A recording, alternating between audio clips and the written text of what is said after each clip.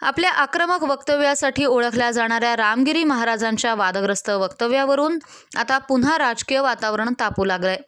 छत्रपती संभाजीनगर जिल्ह्यात महंत रामगिरी महाराजांनी जनगण मन नाही तर वंदे मातरम हे देशाचं राष्ट्रगीत हवे होते अशा आशयाचं वक्तव्य केल्यानंतर शरद पवार गटाचे आमदार जितेंद्र आव्हाड यांनी रामगिरी महाराजाला जोड्याने मारलं पाहिजे अशी टोकदार टीका केल्यानंतर यावर रामगिरी महाराजांनी आव्हाडांना प्रत्युत्तर दिले।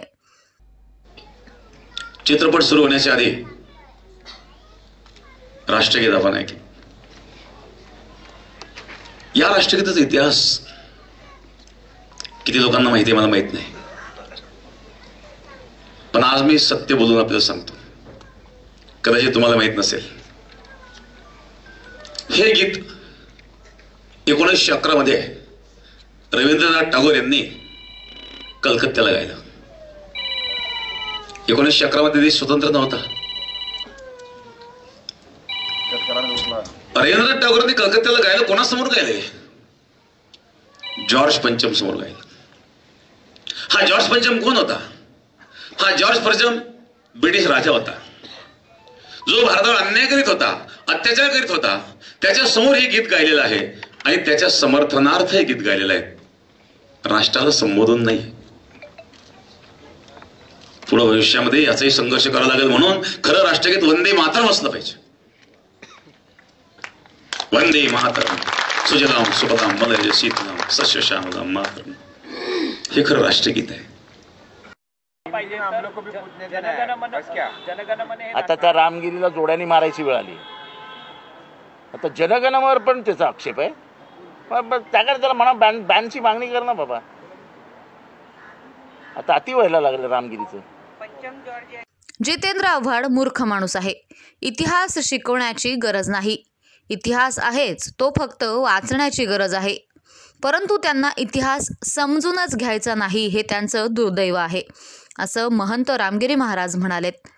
अहिल्यानगरमधील एका कार्यक्रमाची सुरुवात वंदे मातरमनं झाली, त्याबद्दल समाधान व्यक्त करत वंदे मातरम हेच राष्ट्रगीत असावे असा पुनरुच्चार रामगिरी महाराजांनी केलाय।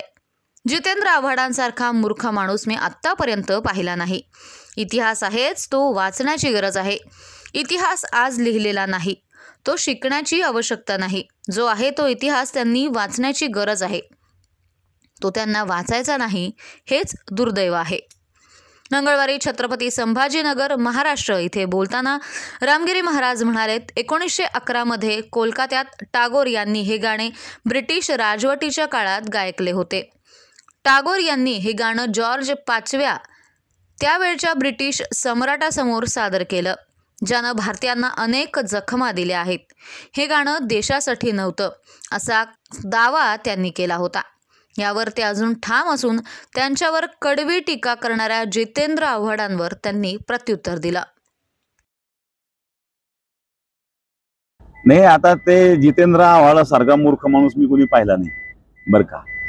कारण इतिहास शिकावा लागेल हा विषय नाही, इतिहास कोणी शिकवण्याची गरज नाही, इतिहास आहेच, फक्त तो वाचण्याची गरज आहे। जो इतिहास आहे, जे इतिहासामध्ये कारण आज लिहिलेलं नाही ते पूर्वी लिहिलेलं आहे आणि म्हणून तो शिकण्याची काही आवश्यकता नाही आहे, आमच्याकडून किंवा कोणाकडून शिकण्याची आवश्यकता नाही। जो ऑलरेडी आहे तो त्यांनी वाचावा आणि खरा इतिहास त्यांनी वाचल्यानंतर त्यांच्या लक्षात येईल, पण त्यांना समजून घ्यायचंच नाहीये, तर हे दुर्दैव आहे।